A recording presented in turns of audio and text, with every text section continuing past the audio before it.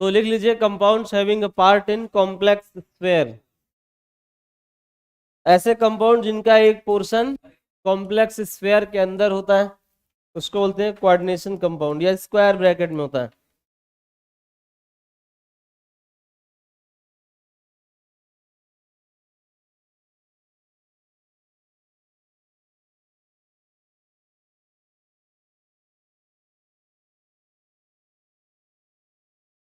तो लिखिए आप compounds having a part in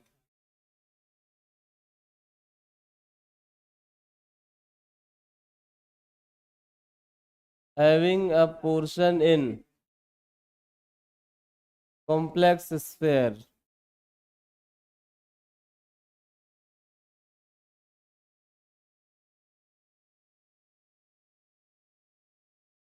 और कोऑर्डिनेशन स्फीयर। कॉम्प्लेक्स स्फीयर या कोऑर्डिनेशन स्फीयर को ऐसे रिप्रेजेंट किया जाता है, compounds having a part in complex sphere और कोऑर्डिनेशन स्फीयर। ध्यान से समझिए, कुछ कंपाउंड ऐसे होते हैं जिनका एक पोर्शन स्फीयर के अंदर बंद होता है, आपने देखा होगा, इसी को कॉम्प्लेक्स कंपाउंड कहा जाता है। अभी इसकी हिस्ट्री आएगी कैसे बनता है ये। जैसे एग्जांपल अगर आपसे कहा जाए तो एज एग्जांपल आपने ये सब देखा होगा, क्या क्या, जरा ध्यान दीजिए। K4FeCN6, ये सोल्यूशन में कई बार आया था ये। K4FeCN का होल 6, एक ये हो गया। K3FeCN का होल 6, एक ये हो गया।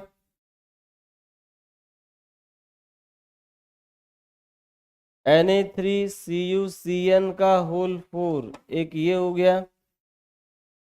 NiCO का होल 4, एक ये हो गया।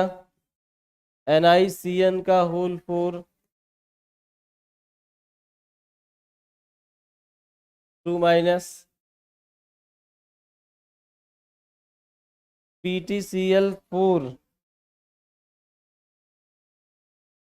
2 माइनस। COF6, 2 minus. PtEN का होल थ्राइस, +2। ये सब के सब क्या है, कॉम्प्लेक्स कंपाउंड्स के नाम से जाने जाएंगे। मतलब ये सिंपल सी डेफिनेशन है। कॉम्प्लेक्स कंपाउंड क्या होते हैं, तो ऐसे कंपाउंड जिनका एक पोर्शन स्क्वायर ब्रैकेट के अंदर बंद हो उसको कॉम्प्लेक्स कंपाउंड या कोऑर्डिनेट कंपाउंड कहा जाता है, कोऑर्डिनेशन कंपाउंड। क्यों कहा जाता है अभी आप समझ जाओगे, क्योंकि यहाँ पर दो पार्ट होते हैं, एक सेंट्रल मेटल एटम और एक ligand. Ligand central metal atom को कोऑर्डिनेट बॉन्ड बनाकर लोन पेयर डोनेट कर रहा होता है, इसलिए इसको कोऑर्डिनेशन कंपाउंड या कॉम्प्लेक्स कंपाउंड कहा जाता है। तो आप देखो या तो ये बनते कैसे हैं, आप समझो कैसे बनते हैं। तो जब दो सॉल्ट को मिलाया जाए, तो ऐसे आपने सुना होगा सॉल्ट सॉल्ट कभी रिएक्ट नहीं करता है, लेकिन जब रिएक्ट करता है ना तो फिर ऐसी ही चीजें होती है। मतलब सॉल्ट और सॉल्ट मिलाया, कुछ ऐसी चीजें हैं जिनमें रिएक्शन ही नहीं होती, ऐसे ही पड़े रहते हैं, आपस में बस जुड़ जाते हैं। क्या होते हैं, आपस में ज्वाइन हो जाते हैं, उनको डबल सॉल्ट कहा जाता है। कई बार ऐसा होता है ना, सॉल्ट और सॉल्ट में रिएक्शन हो जाती है।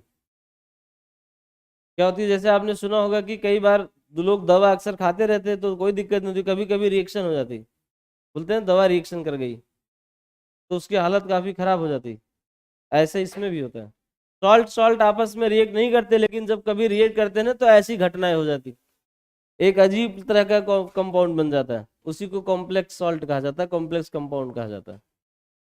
समझ पाए, ये बनते कैसे हैं कॉम्प्लेक्स कंपाउंड, जब सॉल्ट और सॉल्ट को मिलाया जाए। तो सॉल्ट और सॉल्ट जब मिलाए जाएंगे तो क्या हमेशा रिएक्शन होगी, तो बोला गया ऐसा जरूरी नहीं है। 100 बार 100 सॉल्ट मिलाओगे तो हो सकता है 90 सॉल्ट में कुछ भी ना हो, बस वो आपस में अटैच हो जाए, दूसरे से जुड़ जाए। ऐसे सॉल्ट को डबल सॉल्ट कहा जाता है। क्या कहा जाता है, डबल सॉल्ट। उसमें रिएक्शन नहीं हुई है, बस आपस में जुड़ गए हो। जैसे पोटास एलम है, पोटास एलम को फॉर्मूला याद है, वो तो पोटास एलम क्या होता है, K2SO4 Al2SO4 का होल थ्राइस 24H2O। तो ये डबल सॉल्ट जानते हो क्यों, दो सॉल्ट मिलाए, दोनों आपस में बस जुड़ गए बिना रिएक्शन के। अब आपको कि जोड़ा किसने, तो वाटर वेपर ने दोनों को जोड़ दिया, फ्रीज कर दिया, जमा दिया दोनों को। जो डॉट 24H2 है ना, उसी ने Na2SO4 K2SO4 को भी और Al2SO4 को आपस में उसने बीच में जोड़ के रखा है। जैसे ब्रिक्स नहीं होती, ब्रिक को ब्रिक कैसे जोड़ते, सीमेंट और वो सब मिला के एक मसाला बनाते, देखा होगा नहीं? तो ऐसे ही वाटर भी जोड़ता है, एक सॉल्ट को दूसरे सॉल्ट से वाटर जोड़ लेता है, तो ऐसे को डबल सॉल्ट कहा जाता है। लेकिन मान लो अगर आप ब्रिक और ब्रिक आप मिलाते कुछ नया बन जाता, तब उसको कॉम्प्लेक्स बोला जाता है। इसमें अभी सॉल्ट सॉल्ट जुड़ गए बस, बीच बीच में जैसे ये लगा है ना सीमेंट और ये, ऐसे ही वाटर भी बीच बीच में जोड़ लेता है, उनको जोड़ने का काम करता है, हाइड्रेशन हाइड्रेट बॉन्डिंग की तरह तहत, तो उसको डबल सॉल्ट बोलते हैं। लेकिन कई बार ऐसा होगा, जैसे आप अगर आप ध्यान दो, FeCl3 और KCN मिला दिया जाए ना, तो ये बन जाता है। FeCl3 और KCN मिला तो ये बन जाता है। उसमें कहा गया वो डबल सॉल्ट क्यों नहीं रहा, तो बोला गया ऐसा होता है, नेचर में ऐसा है।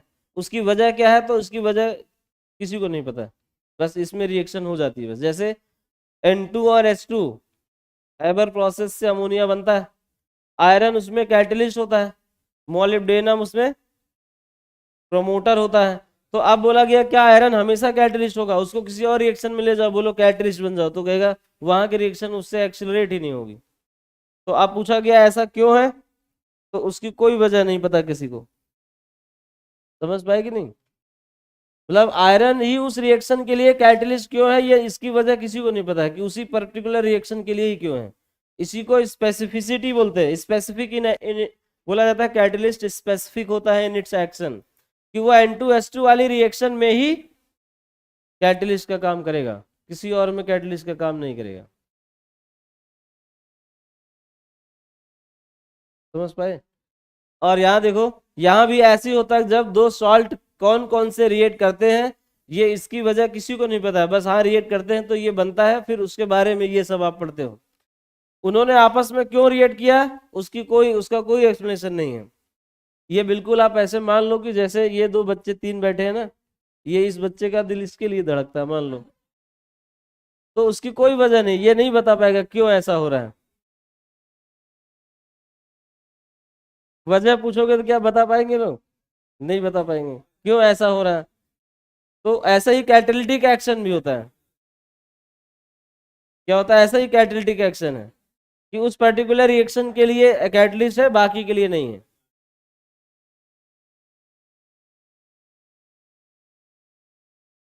ऐसा ही देखो सॉल्ट में भी होता है, दो सॉल्ट जब मिलाए जाते हैं तो कभी कभी रिएक्शन हो जाएगी, कभी नहीं होगी। तो जब रिएक्शन हो जाएगी ना, तो एक बड़ा सॉल्ट बनता है, एक नया सॉल्ट बन जाता है, उसके अंदर बहुत सारे चेंजेस आ जाएंगे। यही देखो ये स्क्वायर ब्रैकेट के अंदर है। अब आपको के पहचाना कैसे गया, तो जब K2SO4 Al2SO4 को मिलाया गया, तो उसमें जितने भी आयंस थे, आप उसको पानी में घोलोगे तो सबके आयंस प्रकट हो जाएंगे। पोटेशियम आयन का टेस्ट आपको मिलेगा, सल्फेट आयन मिलेगा, एल्युमिनियम आयन मिलेगा, सल्फेट आयन मिलेगा। जो जो आयंस उन दोनों सॉल्ट में है, वो आप फ्री फॉर्म में आपको मिल जाएंगे घुलने के बाद, पानी में घोलते ही। लेकिन जब आप इन सॉल्ट को घोलोगे ना, तो ये वाला पूरा एक बन के घूमता है, ये पूरा एक हो गया, ये वाला अलग हो जाएगा K+, और ये पूरा एक ही रहेगा। आपको इसमें आयरन और साइनाइड का टेस्ट पता ही नहीं चलेगा, ये हिडन हो जाता है, इसीलिए इसको स्क्वायर ब्रैकेट में बंद कर दिया जाता है कि ये रिलीज ही नहीं होगा, ये पूरा एक नई एंटिटी बन चुका है।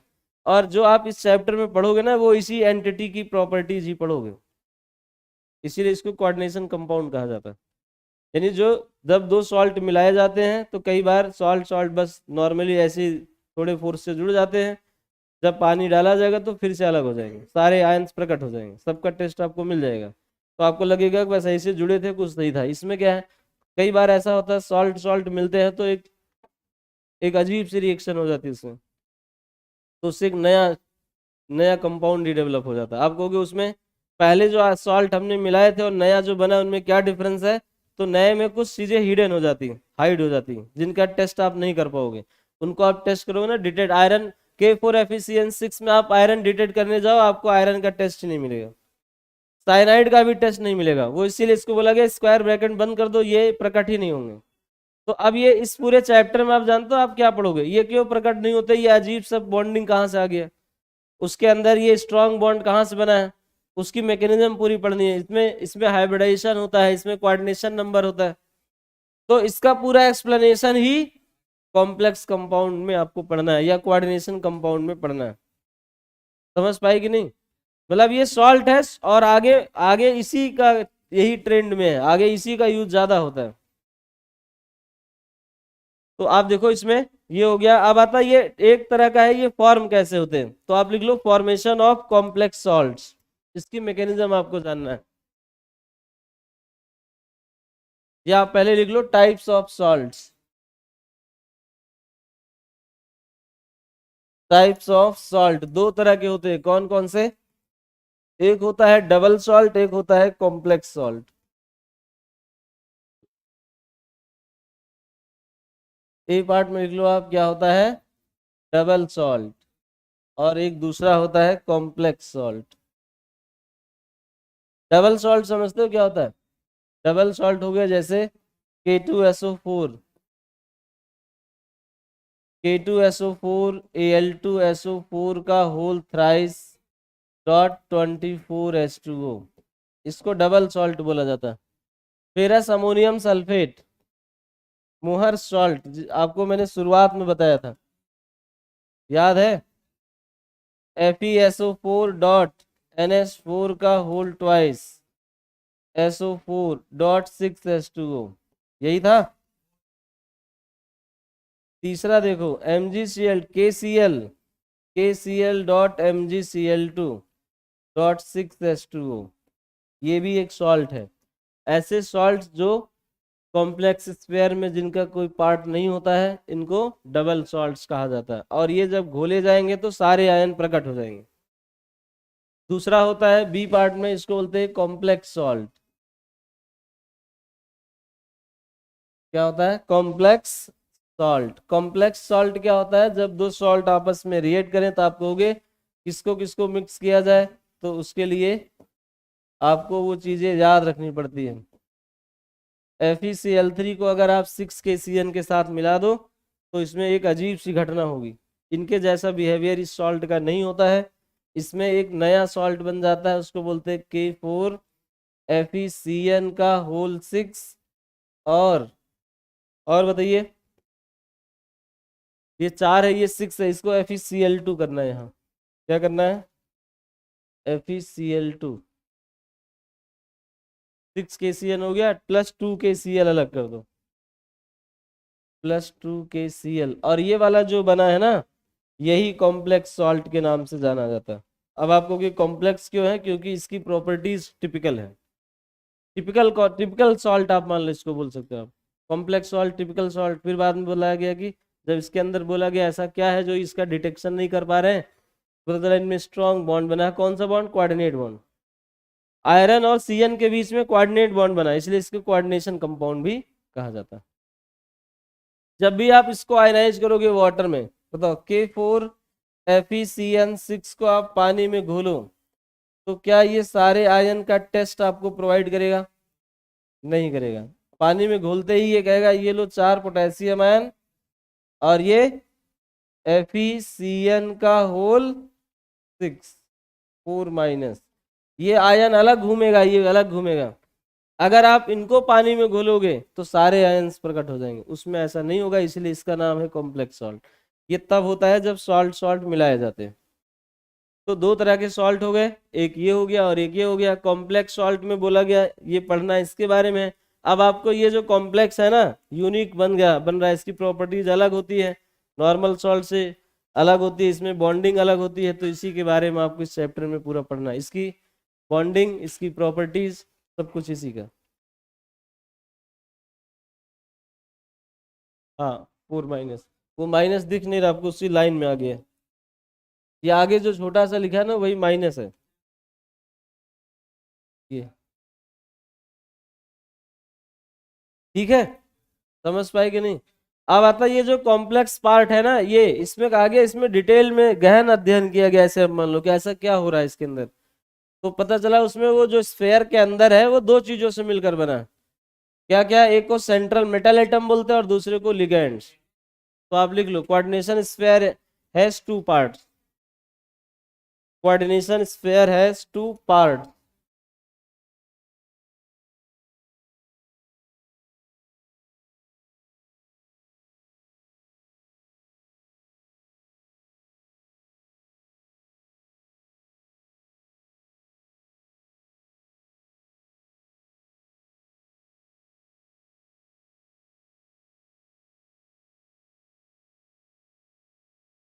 क्या लिखना है? Coordination sphere has two parts. कौन कौन से हैं, ध्यान से देखो। पहला, central metal atom.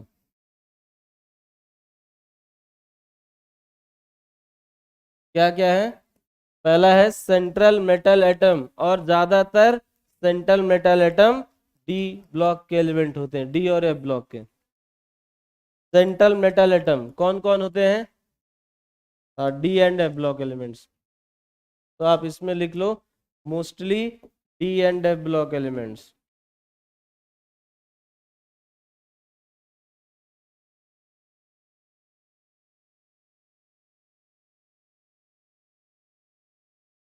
Mostly D and F block elements. तो अब बताओ, डी ब्लॉक एलिमेंट्स में आपको पता होगा, अभी एक एक करके बताएंगे क्या क्या होते हैं। दूसरा पार्ट इसका क्या होता है, इस पर ध्यान दे लो। दूसरा होता है लिगेंड्स। लिगेंड्स जानते हो क्या है? जो लोन पेयर डोनेट करें। मोस्टली लिखा है, इसका मतलब नहीं कि हमेशा ही ऐसा होगा। तो आप यहाँ क्या लिखोगे?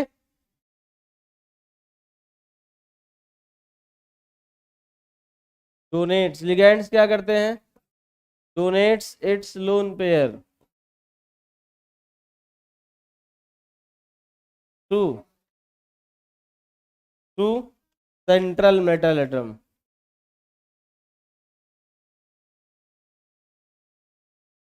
To central metal atom. ठीक है, दो पार्ट होते हैं, एक में D and F block element होते हैं, दूसरा होता है अपना lone pair central metal atom को डोनेट करता है। जैसे अगर मैं आपको ये बोलूं कि NiCN का होल 4 है। क्या क्या है? NiCN का होल 4 2 माइनस। इसमें अगर आपसे बोला जाए सेंट्रल मेटल एटम कौन है, तो निकेल है, और लिगैंड कौन है? CN। तो यहाँ पर आएगा निकेल, और वो +2 में होगा अकॉर्डिंग टू, आप ऑक्सीडेशन नंबर निकालोगे तो इसका x मान लेना, CN का -1 होता है, बराबर -2 करोगे इक्वेशन बना के, तो +2 आएगा। निकेल +2 ही क्या है? Central metal atom. क्या है? Central metal atom. और CN- क्या है इसमें? वही तो लोन पेयर डोनेट कर रहा है सबको। CN- क्या है? लिगैंड है। अब आपसे पूछा जाएगा कौन क्या, इसमें किसका क्या काम है, ये भी ध्यान से देख लीजिए। तो आप क्या जानोगे इसमें? लिगैंड कौन है? CN लोन पेयर डोनेट करता है टू मेटल। तो आप बताओ इसमें कौन किसका काम कर रहा है? बताओ। CN सेंट्रल मेटल एटम है, वो लोन पेयर एक्सेप्टर है कि नहीं? और लोन पेयर एक्सेप्टर्स को जानते हो क्या बोलते हैं? Lone pair acceptors are known as Lewis acids. क्या होते हैं? Lewis acids. तो इसमें ये पूछा गया है सेंट्रल मेटल एटम किसका काम करता है, तो आप बोलोगे लेविस एसिड का काम करता है, क्योंकि लोन पेयर एक्सेप्टर है। एसी में भी एसिड, एक्सेप्टर में भी एसी होता है, और एसिड में भी एसी, इसीलिए बोला था, ऐसे याद रखना। लेविस एसिड नहीं तो भूल जाओगे, लेविस बेस उसका उल्टा हो जाएगा। तो जो लोन पेयर एक्सेप्टर्स हैं वो क्या है? Lewis acids. तो सेंट्रल मेटल एटम बताओ किसका काम कर रहा है? लोन पेयर एक्सेप्टर का काम कर रहा है। तो आप लिख लो central metal atom, central metal atom क्या है? Lone pair acceptor.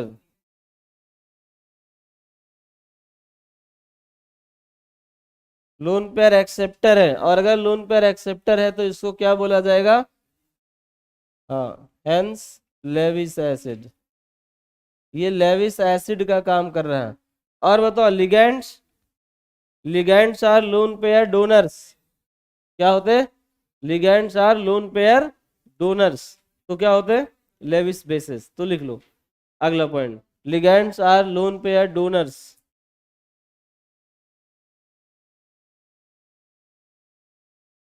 Ligands are lone pair donors.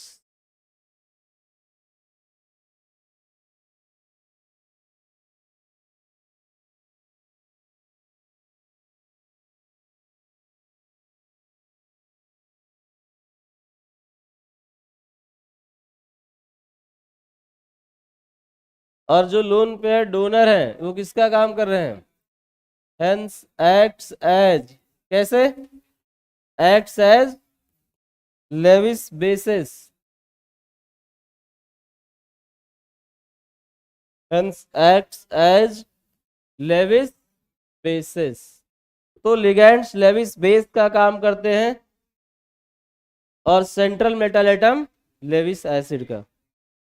ठीक है, एक काम पूरा हो गया कि आपने लेविस एसिड लेविस बेस। अब आता है इसमें जो most of the D block elements हैं वही थे सेंट्रल मेटल एटम, तो उनके बारे में आपको थोड़ा कुछ जानना है। स्ट्रक्चर ऑफ एटम में बताया था, स्कैंडियम से जिंक तक का कॉन्फ़िगरेशन वो लगता है, वो आपको याद रखना पड़ेगा।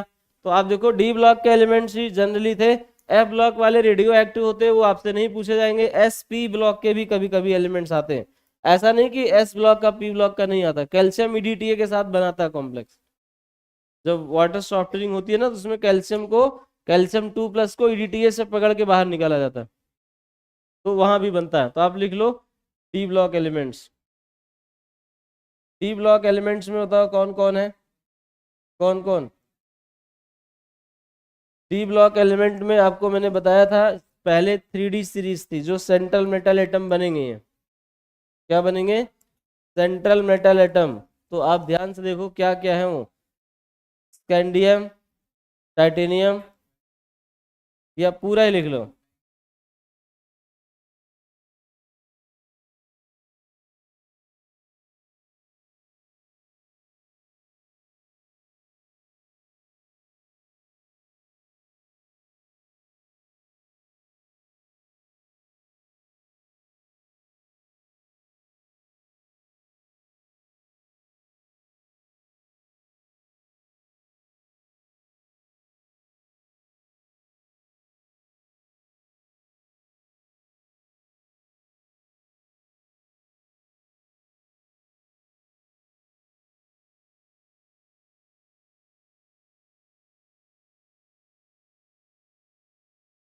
बातचीत नहीं, इसको पहले लिख लीजिए। यही यही वाले कंपा एलिमेंट्स हैं जो आपको ज्यादातर सेंट्रल मेटल के फॉर्म में दिखाई देंगे। ठीक है, अब बताओ इन सब का जनरल इलेक्ट्रॉनिक कॉन्फ़िगरेशन बताना इनका।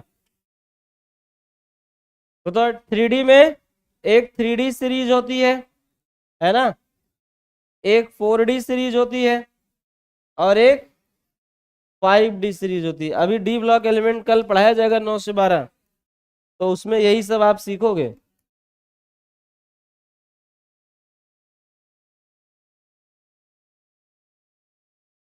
ये है देखो, स्कैंडियम का एटॉमिक मास बताइए। 21, इसका 22, इसका 23, 24, एटॉमिक नंबर 25, 26, इसका 27, 28, 29, 30। अब आप इस सब का कॉन्फ़िगरेशन लिख दो जरा। हाँ, इन सब का कॉन्फ़िगरेशन लिखो, स्कैंडियम से जिंक तक का इसकी जरूरत है अभी। हाँ, नोबल गैस, बस लास्ट आउटर सेल का लिखो, सबका नहीं। आउटर सेल का मैंने आपको स्ट्रक्चर ऑफ एटम में बताया था, अगर आपको याद हो। हाँ, यहाँ से यहाँ तक। हाँ, वो 5D होगा, उसको कर दो आप, ये करके दिखाइए सब।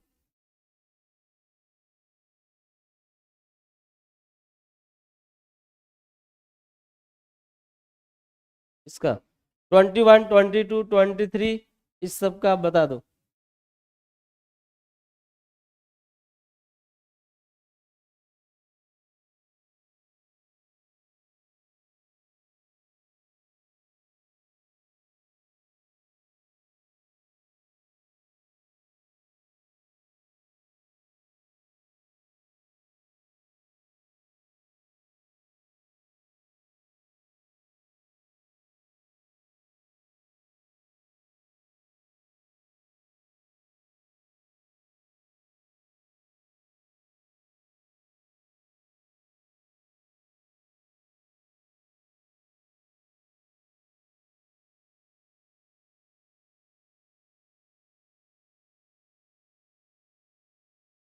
तो स्कैंडियम का क्या लिखा आपने? 4s2। हाँ 4s2। अभी इसी एक्चुअली जानते हो इसी की जरूरत है यहाँ, तो आप लिखोगे स्कैंडियम का 4s2 3d1। टाइटेनियम का वैलेंस सेल बस आपको जानना है 4s2 3d2। इसका देखिए वेनेडियम का 4s2 3d3। क्रोमियम हाँ 4s1 3d5। ये एक्सेप्शनल बिहेवियर शो करता है due to symmetry and natural, due to symmetry and exchange energy. Chromium के बाद क्या था? मैग्नीज। मैग्नीज का बताइए 4s2 3d5। इसके बाद फेरिक होता है, फेरिक का बोलिए 4s2 3d6। आयरन का 6 होता है, याद रखना।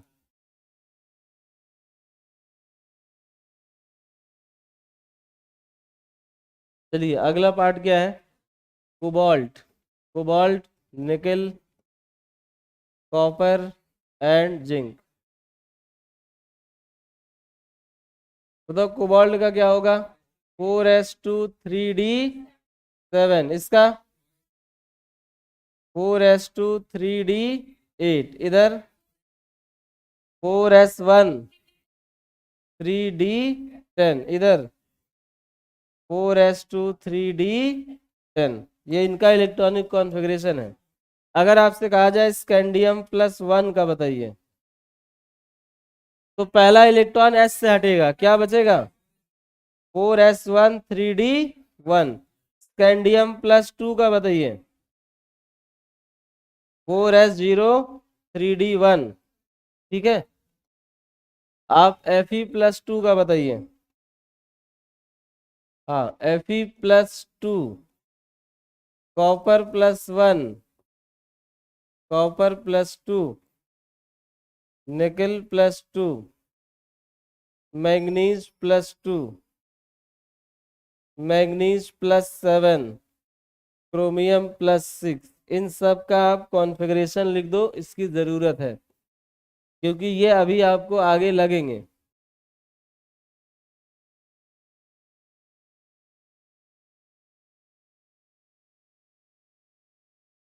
लिखिए जल्दी। पहले इलेक्ट्रॉन s से निकलेगा, उसके बाद d से।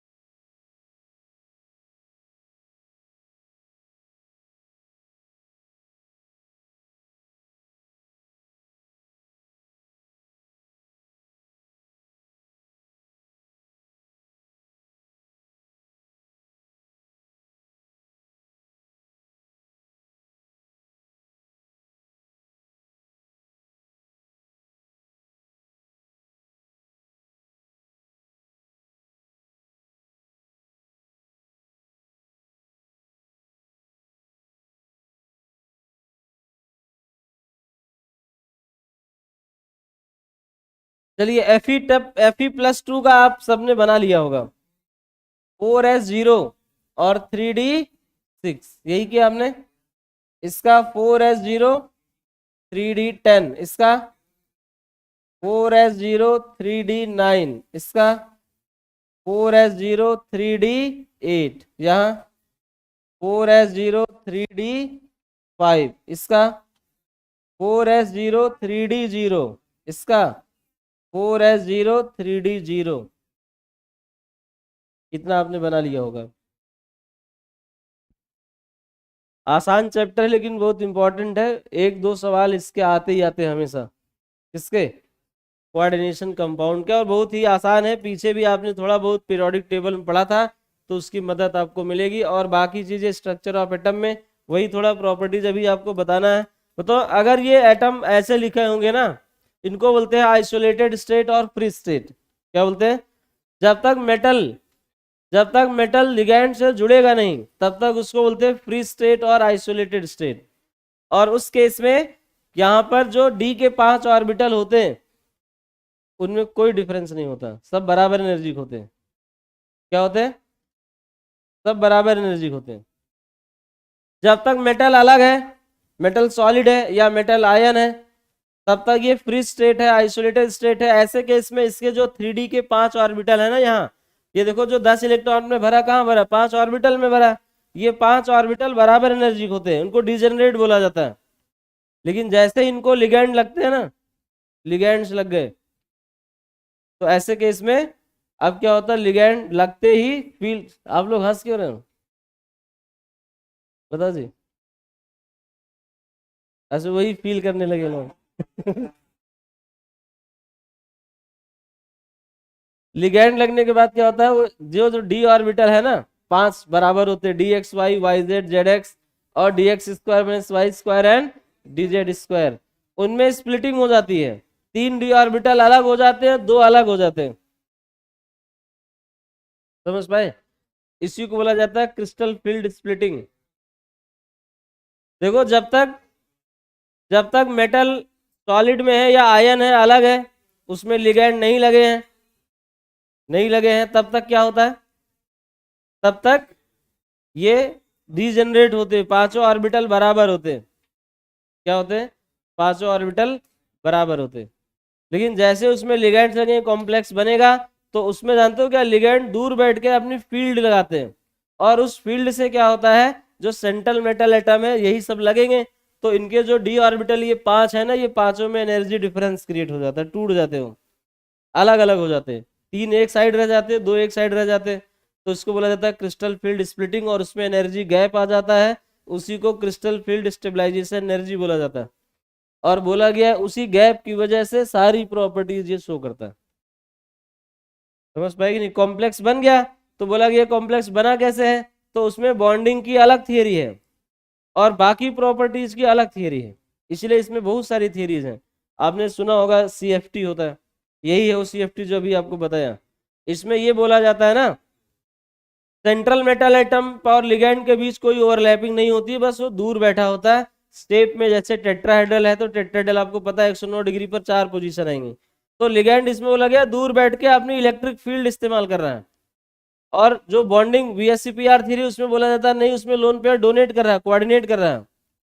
तो ये दोनों थ्योरीज अलग अलग हैं, एक बॉन्डिंग बताता है और दूसरे बाकी प्रॉपर्टीज की, पेयर्ड अनपेयर्ड इलेक्ट्रॉन कैसे आए, कलर्ड कैसे है, पैरामेरिडिज्म कहाँ से आई, वो सब बॉन्डिंग से नहीं समझ पाते हैं, उसके लिए फिर CFT बनाया गया।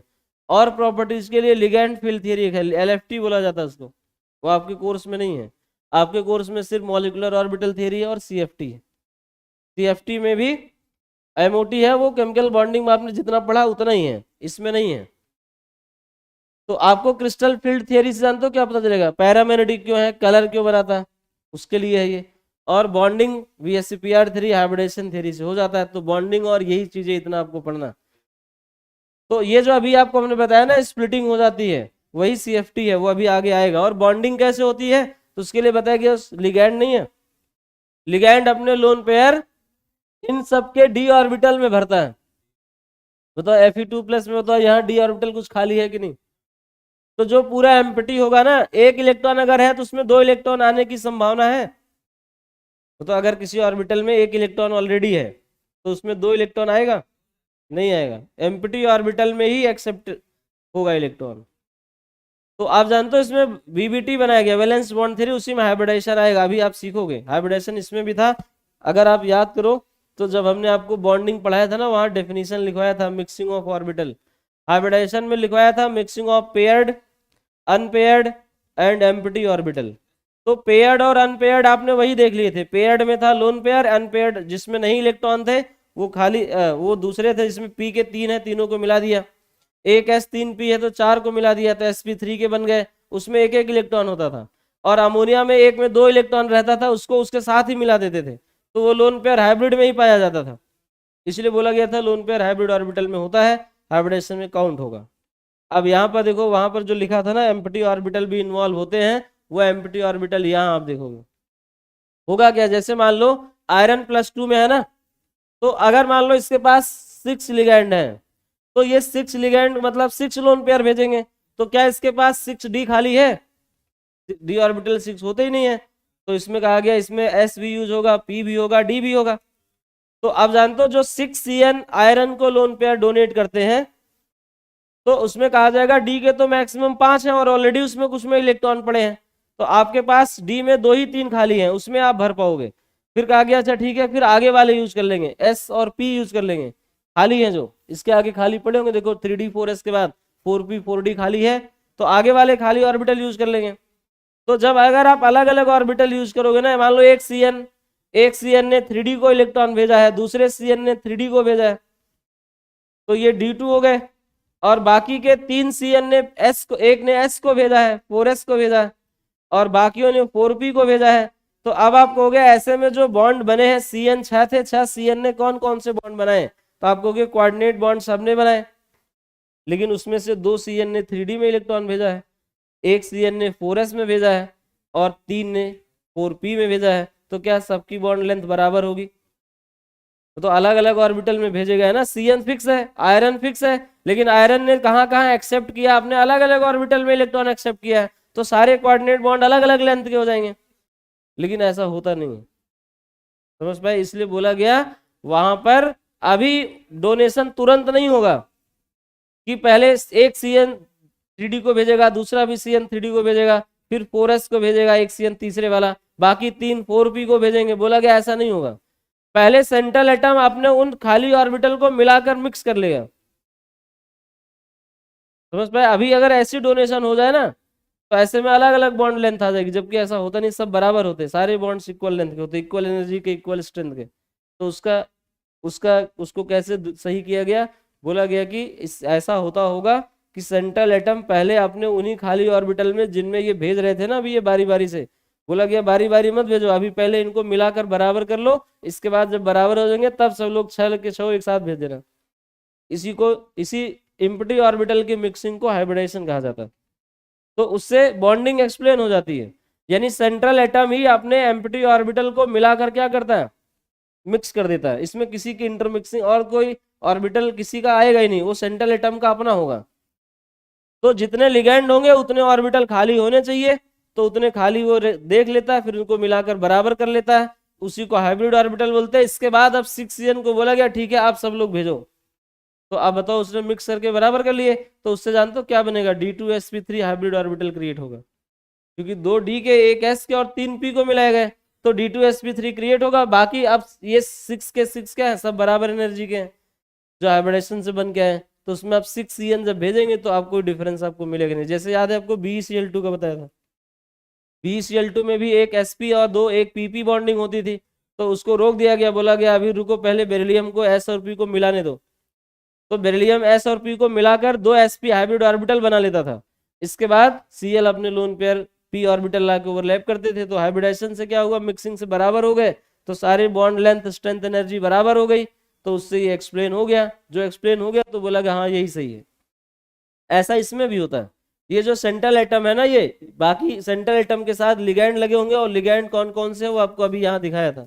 ये सब देखो, ये जितने भी कॉम्प्लेक्स आप देख रहे हो एग्जाम्पल में, ये सेंट्रल मेटल होगा, ये लिगैंड होगा, यही लोन पेयर इसको डोनेट करेगा। यहाँ देखो 6 है, तो 6 लोन पेयर इसने एक्सेप्ट किए होंगे, और ये 6 लोन पेयर एक जगह पर एक्सेप्ट नहीं करेगा, ऑर्बिटल में एक्सेप्ट करेगा।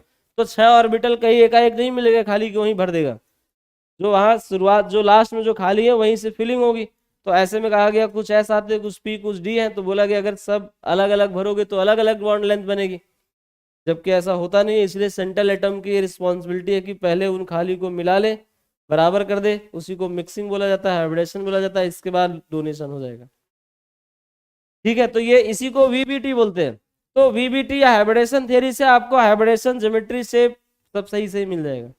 लेकिन जब ये बोला गया ना इसमें कलर्ड, ये कॉम्प्लेक्सेस कलर शो करते हैं, कलर कहाँ से है? बॉन्डिंग से बताओ, तो पता चला बॉन्डिंग नहीं बता पाएगा, तब उसके लिए CFT बनाया गया, क्रिस्टल फील्ड स्प्लिटिंग उसको बोलते हैं, क्रिस्टल फील्ड थियरी बोलते हैं उसको। क्रिस्टल फील्ड में उसमें यही बोला गया कि जब तक ये अलग थे, इंडिपेंडेंट थे, तब तक इनमें सारे 5 डी ऑर्बिटल बराबर थे। जैसे ही इनमें लिगैंड लगा वो 5 डी ऑर्बिटल के बीच एनर्जी डिफरेंस क्रिएट हो जाता है, 3 एक साइड हो जाते हैं, 2 एक साइड हो जाते हैं, उनमें एनर्जी गैप आ जाता है। तो जब एनर्जी गैप आएगा तो इलेक्ट्रॉन कुछ इसमें रहेंगे, कुछ इसमें, कभी कभी ऊपर नीचे भागते रहते हैं। यहाँ जो D X D Y D Z है यहाँ है और ये ऊपर है, वो डिपेंड करता है इनके बीच। इसी को डेल नॉट बोला जाता है, अगर आपने सुना होगा। डेल नॉट देखा ना आपने कभी? तो पहले शुरुआत में बताओ, ये 5 ऑर्बिटल जो थे ना वो सब बराबर एनर्जी के थे। आप इमेजिन कर लो यहाँ 5 ऑर्बिटल हैं ये, जैसे ही इसमें लिगैंड लगा तो वैसे ही 3 रुके रहे, 2 ऊपर टूट के चले गए। इसी को स्प्लिटिंग बोला जाता है। तो ये ऑक्टाहेड्रल में ऐसी स्प्लिटिंग होती है। अगर यही टेट्राहेड्रल होगा ना तो ये तीनों ऊपर जाएंगे, वो दोनों नीचे ही रहेंगे। उसी बोलते हैं टेट्राहेड्रल स्प्लिटिंग। तो इनमें एनर्जी गैप क्रिएट हो जाता है।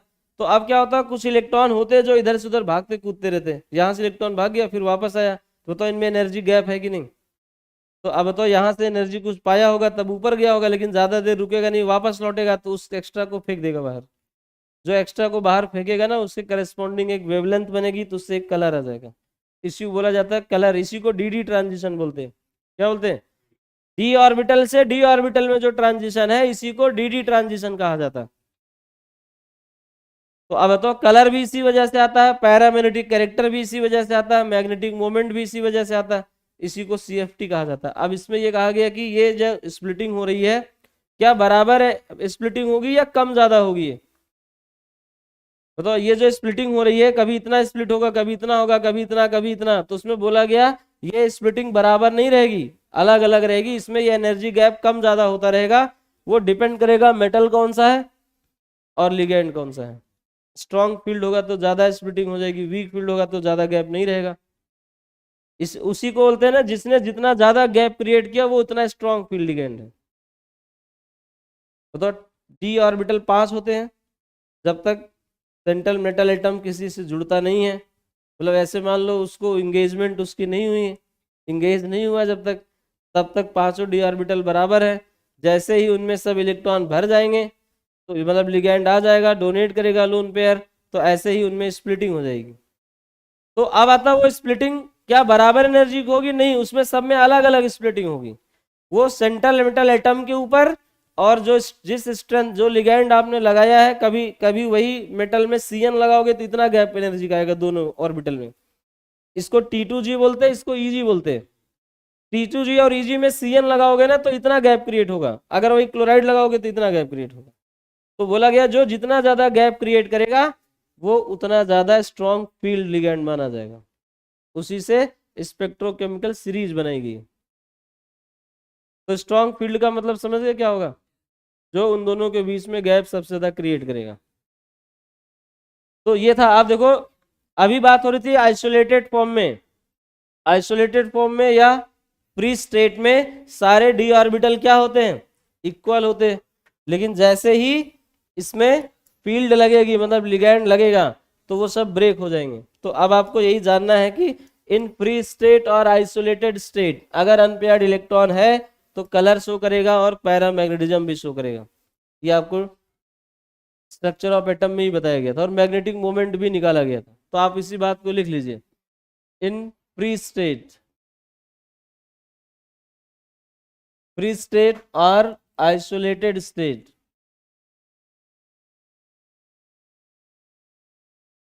फ्री स्टेट और आइसोलेटेड स्टेट क्या होते हैं? All 5 D orbitals. कौन कौन से? ये देखिए 5 डी ऑर्बिटल्स कौन कौन से होते हैं जरा बता दो एक बार। D X Y, D Y Z, D Z X, D X square minus Y square and D Z square. D Z square are degenerate orbitals.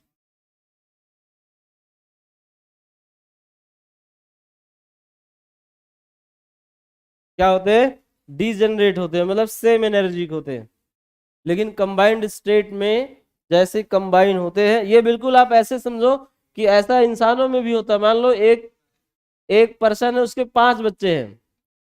जब तक किसी की शादी नहीं हुई सब एक साथ रहते, चाहे बूढ़े हो जाए तो भी, लेकिन जैसे ही शादी होती है देखो धीरे धीरे सब अलग हो जाते, होते कि नहीं?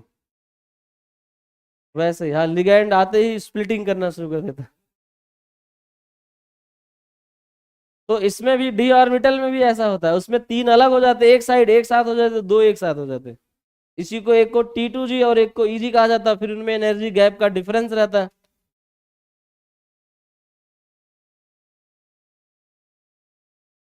जैसे देखो उसको बहुत स्ट्रांग फील्ड लिगेंड लगा तो ब्रेक हो गया।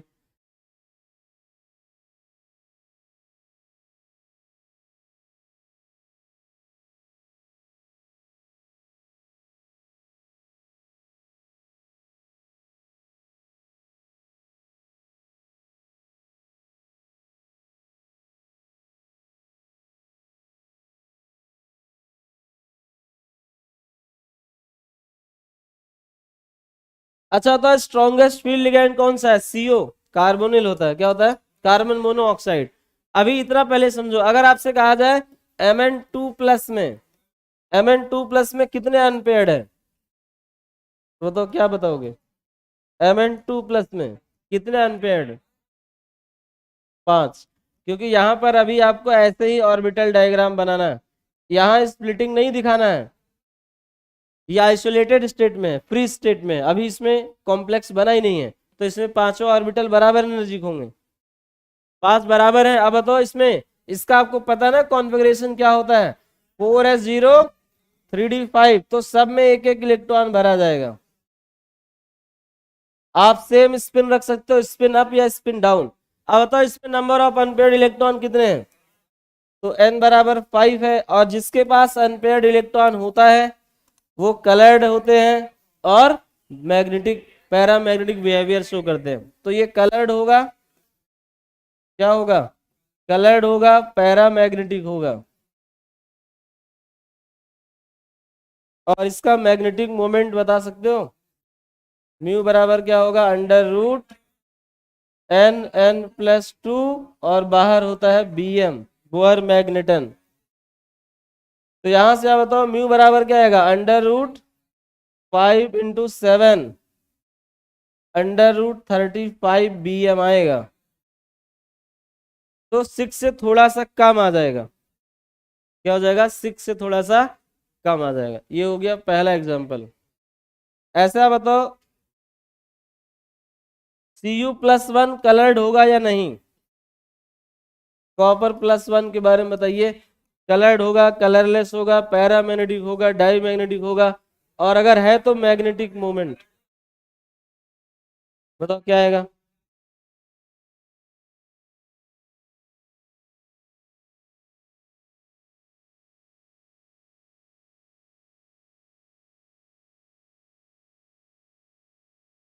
बताओ कॉपर+1 का आपको पहले क्या करना पड़ेगा?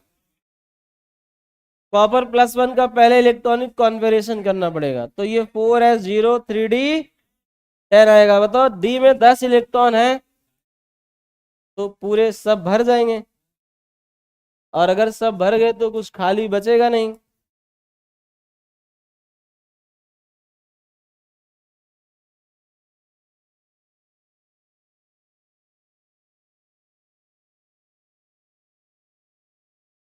तो अब तो n बराबर 0, तो ये क्या होगा? कलरलेस। क्या होगा? कलरलेस और डाईमैग्नेटिक। और अगर कलरलेस है, डाईमैग्नेटिक है, तो मैग्नेटिक मोमेंट 0 होगा। अब इस बात को आपको ऐसे पूछा जा सकता है, CuCl दिया होगा, ये नहीं कहा जाएगा कॉपर+1, आपसे बोला जाएगा CuCl बताओ कलर्ड होगा या कलरलेस? तो CuCl में Cu+1 होगा। तो इससे आप पता कर लोगे, बात बराबर है। इसमें देखो कॉपर+1 में ऑलरेडी है। अच्छा, तो कॉपर+2 अगर बोला जाए तो ये कलर्ड हो जाएगा, पैरामैग्नेटिक हो जाएगा और कलर्ड हो जाएगा।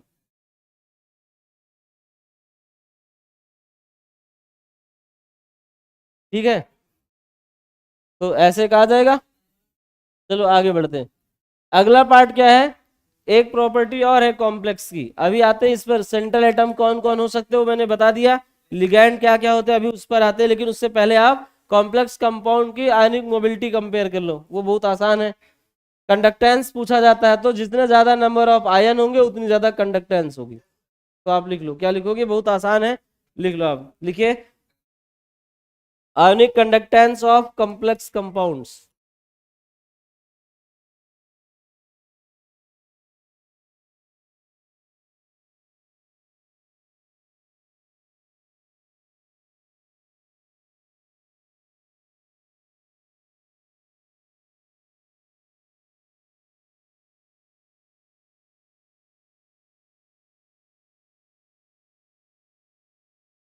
कॉम्प्लेक्स कंपाउंड्स,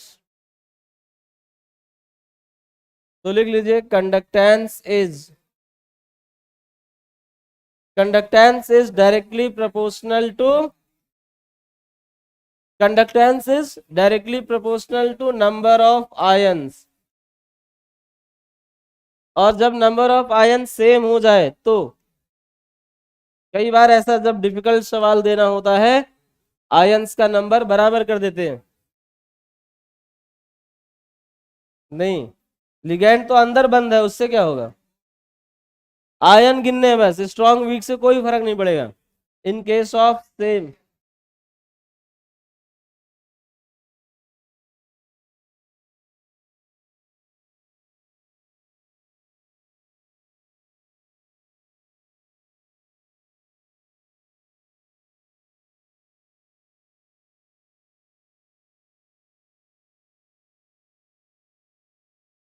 चार्ज देख के बात होगी फिर, अगर चार्ज ज्यादा होगा तो भाग नहीं पाएगा क्योंकि हाइड्रेशन ज्यादा हो जाएगा, और अगर भाग नहीं पाएगा तो कंडक्टेंस कम हो जाएगी, ये रूल है।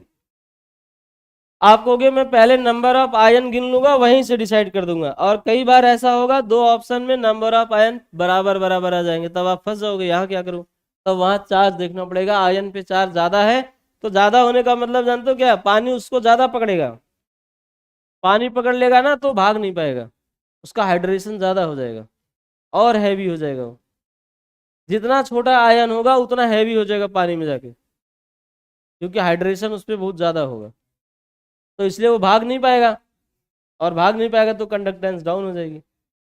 ठीक है, चलो इसी का एक सवाल देता हूँ, पहले बताओ इतना कॉन्सेप्ट लिख लिया आपने, चलो अगले पेज पर सवाल दे रहे हैं।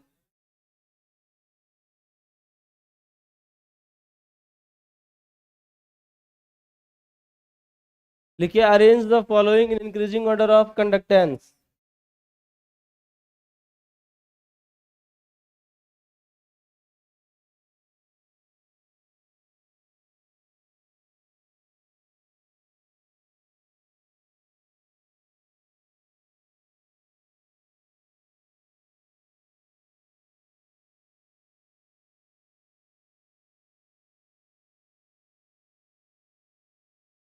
In increasing order of conductance क्या क्या है, ध्यान से देखो,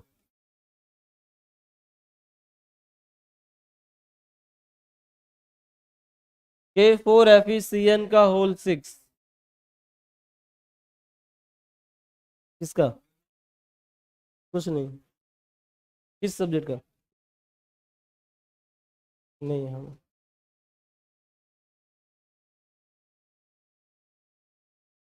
K3FeCN का होल 6,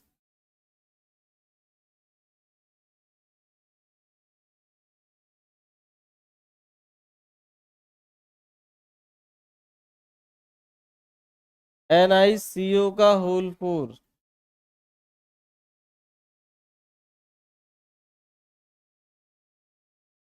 AgNH3 का होल ट्वाइस Cl,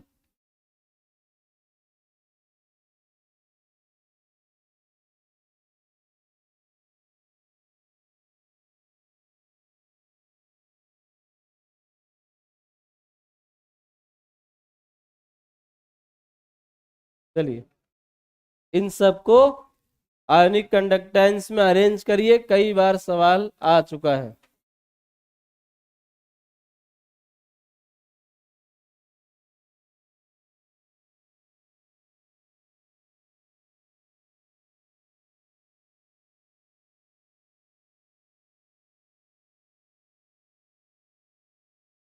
चलिए बता दीजिए, कैसे पता चलेगा, आप इनको आयनाइज करो, नंबर ऑफ आयंस गिनो, जहां बराबर बराबर आयन होंगे वहां चार्ज देखा जाएगा, जिसमें चार्ज ज्यादा होगा वो स्लो भागेगा।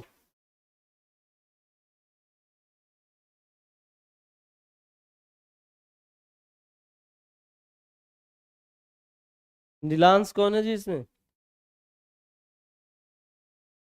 वो कौन है?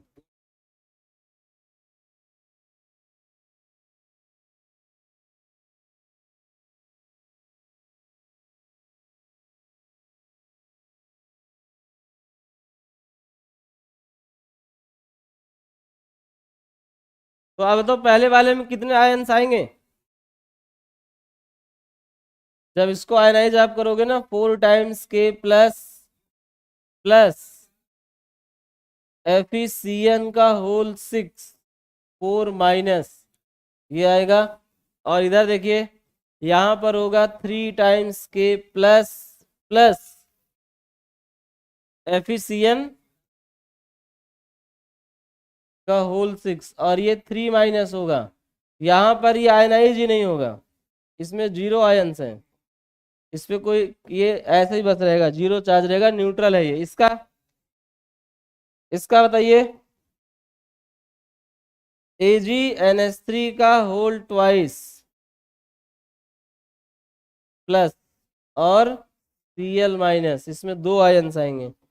यहाँ ये इसमें आएगा CuNH3 का होल 4, कितना plus, 2 plus plus SO4 2 minus. अब आप मुझे बताओ यहाँ कितने आयन? 5 आयंस। इसमें 4 आयंस। इसमें जीरो, एक भी आयन नहीं है, वो आयन थोड़ी है। इसमें 2 आयंस। इसमें 2 आयंस। 4 नहीं है, 2 ही है। अब बोलो, कंडक्टेंस में अरेंज हो जाएंगे ये कैसे? बताओ, अभी अभी क्या लिखा है, जिसके पास ज्यादा आयन उसकी कंडक्टेंस ज्यादा, उसकी कंडक्टिविटी ज्यादा। तो सबसे ज्यादा फर्स्ट का होगा, सबसे लीस्ट इसका होगा। इन दोनों में क्या करोगे? किसका चार्ज ज्यादा? इस पे दो दो है, इस पे एक एक है, इसका कम होगा, क्योंकि इसके आयंस, इस पे चार्ज ज्यादा है तो इस पर हाइड्रेशन ज्यादा होगा, पानी के मॉलिक्यूल ज्यादा टूट पड़े होंगे इसके ऊपर, तो ये हैवी हो जाएगा, ये भाग नहीं पाएगा। आयन बराबर होके भी धीरे धीरे भागेगा। और ये वाले छोटे देखो, इसमें क्या एक एक चार्ज है, तो तेज भाग रहे होंगे, इस पर हाइड्रेशन कम होगा। तो ऐसे केस में ऑर्डर जानते हो क्या बनेगा? आंसर यहां लिख दूं?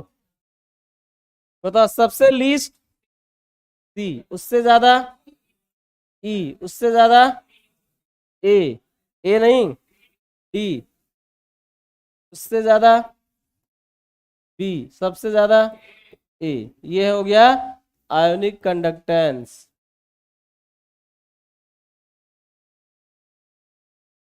आयोनिक कंडक्टेंस का ऑर्डर। अब आता है, आपको बताया था जो सेंट्रल मेटल, जो जो ये स्फेयर के अंदर है, वो 2 चीजों से बना है, किससे किससे? Central metal atom and ligand. उसी को आगे हमें लिखना है अब।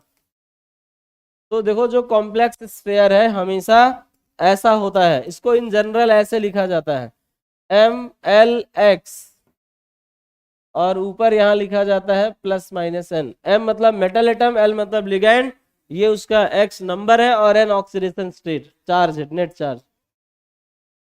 M क्या है? Metal atom. ये कौन होते हैं? D ब्लॉक और F ब्लॉक के। हाँ, सेंट्रल एटम।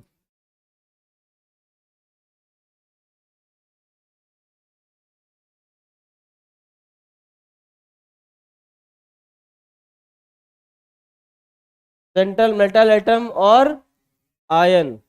और ये क्या है? इसको बोलते हैं लिगैंड्स। क्या बोलते हैं इसको? लिगैंड्स। सेंट्रल मेटल एटम कौन होते हैं ये मैंने आपको बता दिया है, मोस्टली डी ब्लॉक और एफ ब्लॉक होते हैं, लेकिन जरूरी नहीं कि वही हो। और ये लिगैंड्स कौन होते हैं अब ये आपको जानना। तो अब आप लिखिए types of ligands.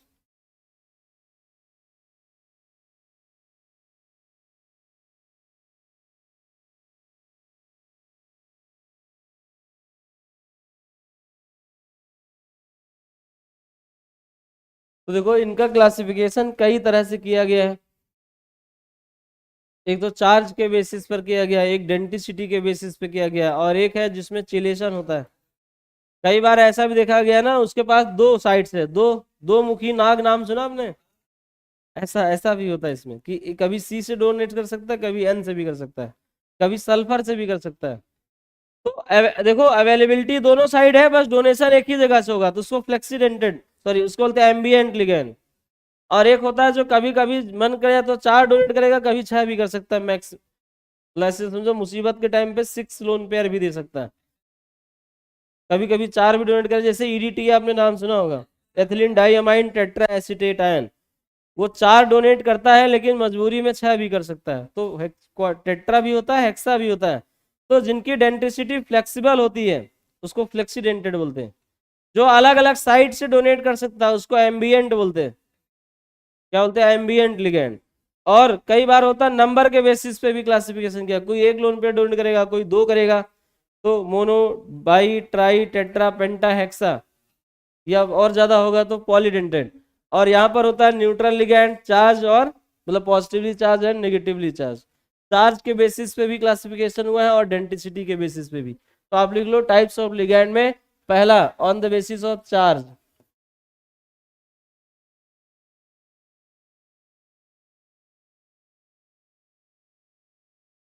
On the basis of charge, पहला क्या होता है? Neutral ligands.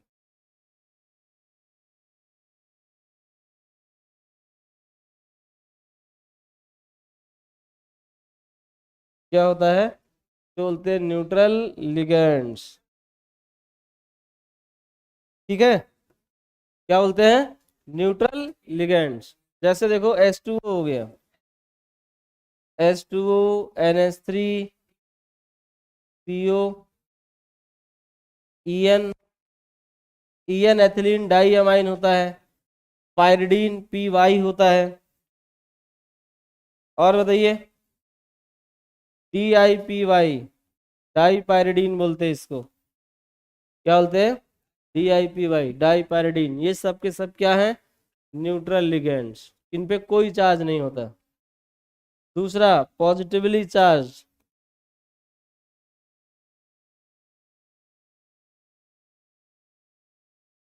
पॉजिटिवली चार्ज आप जानते हो कौन कौन होते हैं?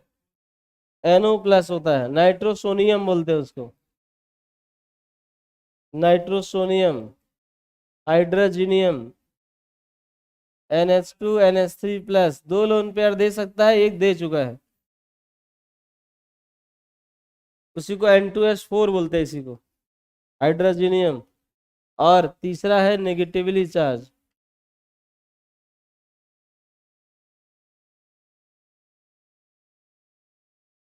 बताओ नेगेटिवली चार्ज में कौन कौन है? ध्यान से देखो, F-, Cl-, Br-, बहुत सारे हैं, अभी लिखना है एक एक करके, पहले इतना लिख लो। नेगेटिवली चार्ज बहुत सारे लिगेंड्स हैं। CO न्यूट्रल है, उसमें लिखा ऊपर, कार्बन मोनोऑक्साइड है।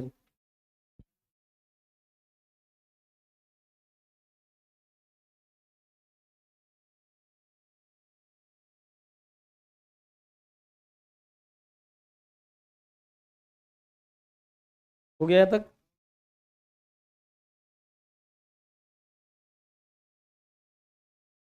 इसके बाद लिखो CN-OH-, ग्लाइसिनेट भी होता है, ग्लाइसिनेट, ऑक्जिलेट, EDTA।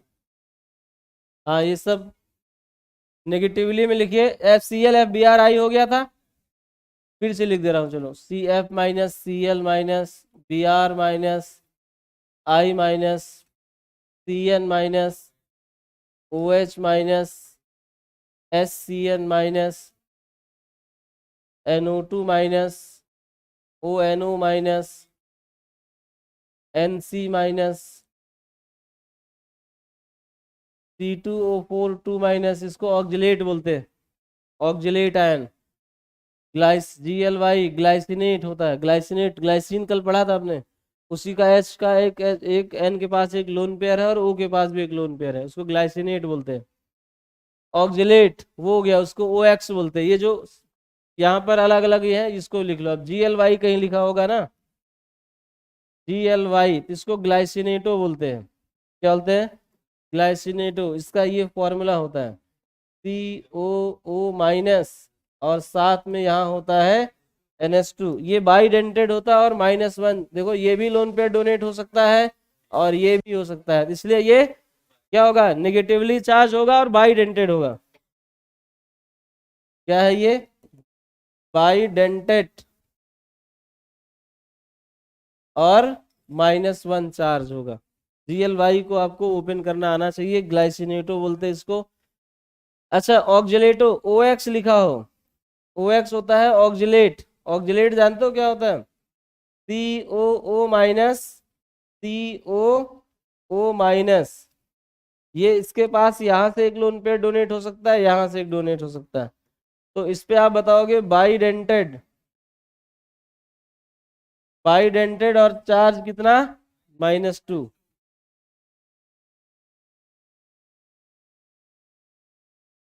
और लिखो EDTA।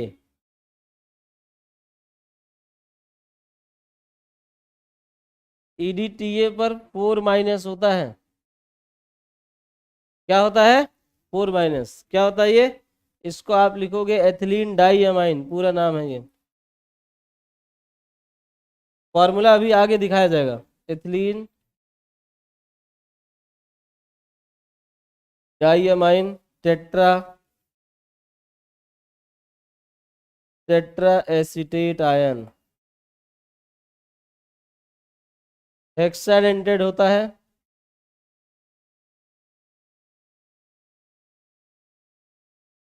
और चार्ज होता है -4। तो ये सब हो गए नेगेटिवली चार्ज वाले, इनमें आपको इनको जानना भी था तो ये भी बता दिया। ऑक्जेलेट, ग्लाइसिनेट, डाइपाइरिडीन पीछे था, पाइरिडीन भी पीछे था, ईएन भी पीछे था। ये नेगेटिव वाले थे ना, तो नेगेटिव वाले बता दिए। अभी अब इन जनरल आपको देखना है कि उसमें कुछ के स्ट्रक्चर भी आपको जानने पड़ेंगे। तो आप पहले, आपको वो स्ट्रक्चर आपको यहाँ बताएंगे, कहाँ पर, जब आप डेंटिसिटी वाइज आप लिखो on the basis of denticity. एक क्लासिफिकेशन हो गया, कौन सा? Positive, negative, neutral. अगला लिखिए on the basis of denticity. क्या बोलते हैं? On the basis of denticity.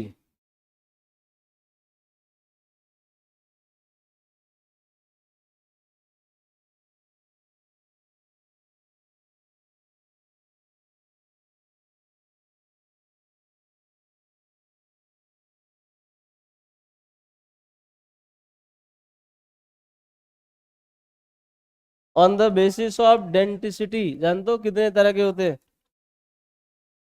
पहला लिखो monodentate,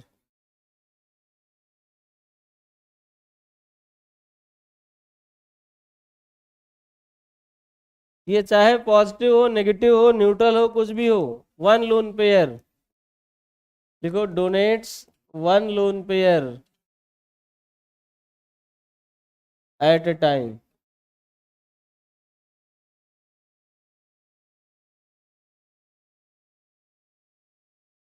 to central metal atom.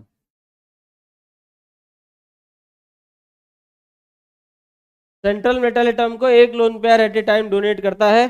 और ये कौन कौन हो सकता है? आप इस पे चार्ज मत देखो, इस पे प्लस माइनस जितने सब है सब लिख लो। देखो F minus, Cl minus, Br minus, I minus, Cn minus, Nc minus, NO2 minus, ONO minus,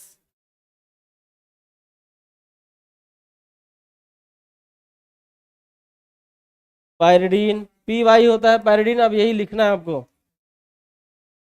ये सब मोनोडेंटेड है। H2O, NH3, हाँ NO प्लस भी है, NO प्लस, CO, पायरिडीन भी हो गया। PH3P, PH3P, ये सब के सब क्या होते हैं? मोनोडेंटेड होते हैं। अब आता है पी वाई का क्या है? पी वाई, पी वाई को पायरिडीन बोला जाता है। क्या बोला जाता है? पायरिडीन। और ये स्ट्रक्चर होता है इसका। पायरिडीन आप जानते हो, इसके पास एक लोन पेयर होता है, यही डोनेट होता है। तो ये पी वाई का स्ट्रक्चर है। और PH3P ट्राइफिनाइल फॉस्फीन है। 3 रिंग ऐसे आप लगा लो।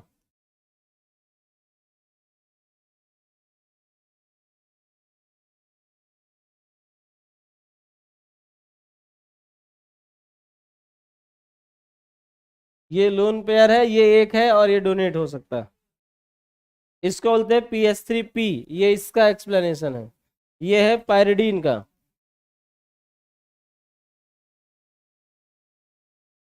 तो ये सब कौन से थे? मोनोडेंटेड। कौन से हैं?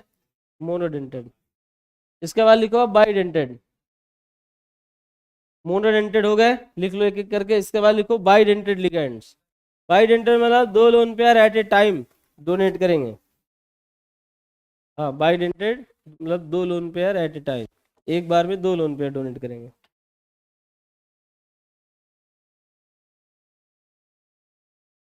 क्या नाम है जी आपका? अभिजीत सिंह? अच्छा। अभिप्रीत।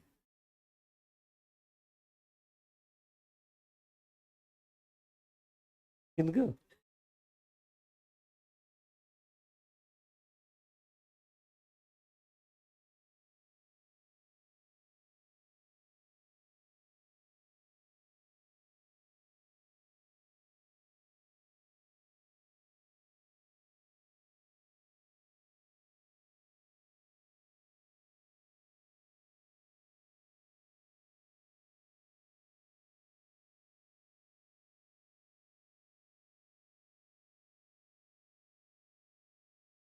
चलो, मोनोडेंटेड हो गया, आगे बढ़ते हैं बाइडेंटेड की तरफ।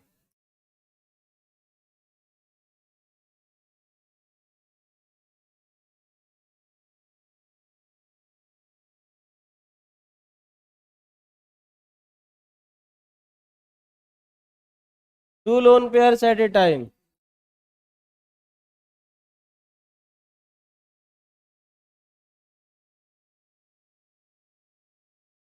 Two lone pairs at a time.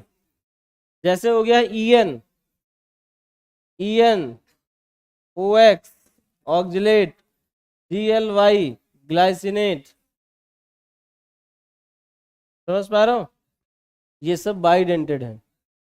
Hydrogen, NH2, DIPY, डाईपाई बोलते हैं इसको। ये सब क्या है? बाइडेंटेड। देखो EN का लिख रहा हूं इधर सामने।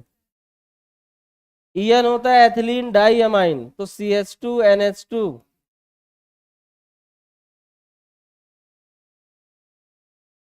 CH2NH2 ये 2 lone pair at a time donate कर सकता है। एक यहां से और एक यहां से। ठीक है। ऑक्जो, OX अभी पीछे बनाया था ना, क्या था? ऑक्जिलेट। ये है COO-, COO-। इस पे चार्ज कितना है? यहाँ पे 0। यहाँ पे कितना चार्ज है? इस पे चार्ज -2। ऑक्जिलेट पर -2 है, EN पर 0 है। तो GLY, OX हो गया, EN हो गया। अब GLY का बताओ, अभी तो बताया था। ये होता है देखो CH2COO- और NH2, तो कितना चार्ज? हाँ, चार्ज होगा -1। अभी जरूरत पड़ेगी इसकी। और बाइडेंटेड है। टाइप आई क्या है?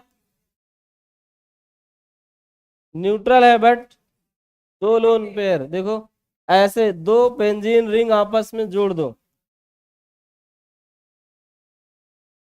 हाँ, N लगा दो। ये होता है डाइपाई। ये लोन पेयर डोनेट कर सकता है और ये भी डोनेट कर सकता है। डाई पाई, ये हाइड्रोजन है, ये तो दिख ही रहा है आपको यहाँ, एक लोन पेयर, एक लोन पेयर यहाँ, ये भी डोनेट कर सकता है।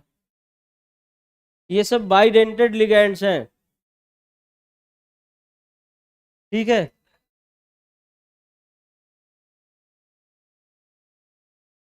कैसे?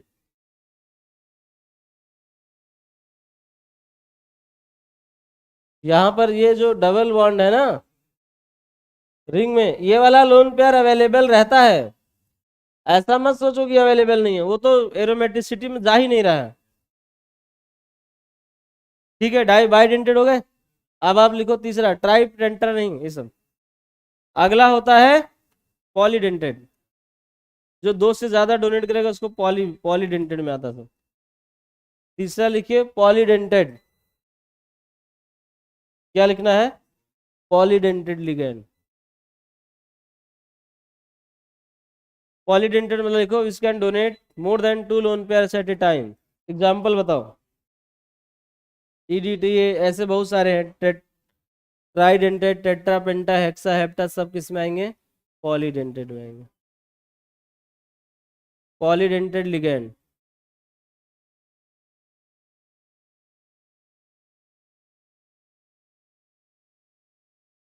Polydentate ligand.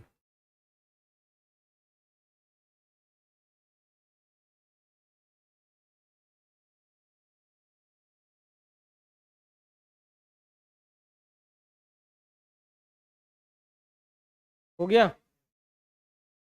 पॉलीडेंटेड में आप लिख लो ईडीटीए।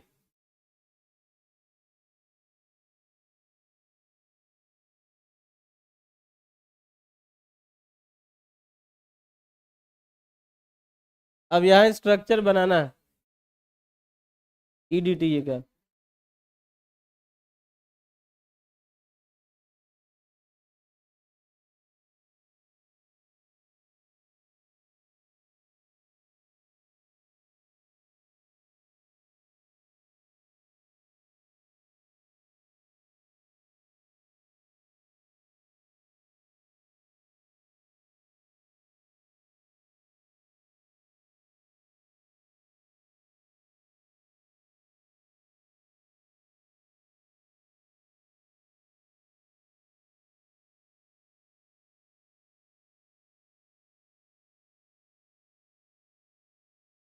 अच्छा, तो एसिटिक एसिड याद है?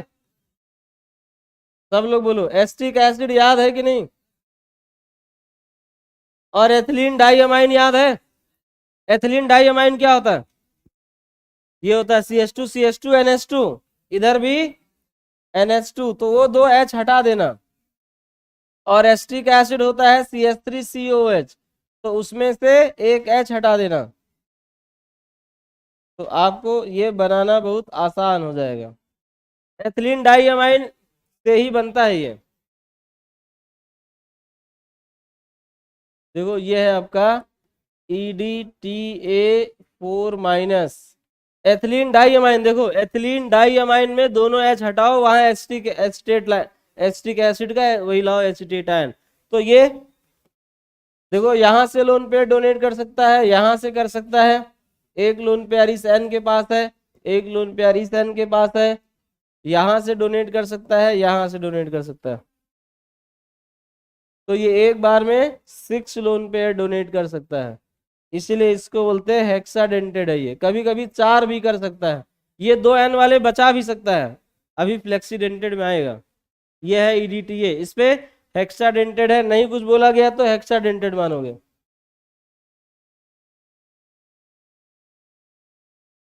हेक्साडेंटेड, चार्ज कितना? -4। चलो इतना आप लिख लो, अगली क्लास में आगे कराया जाएगा, ठीक है। कल कल 9 से 12 देखता हूँ, अगर क्लास खाली रूम होगा तो एक क्लास लग, कल D&A ब्लॉक पूरा कर देंगे। नहीं नहीं, D&A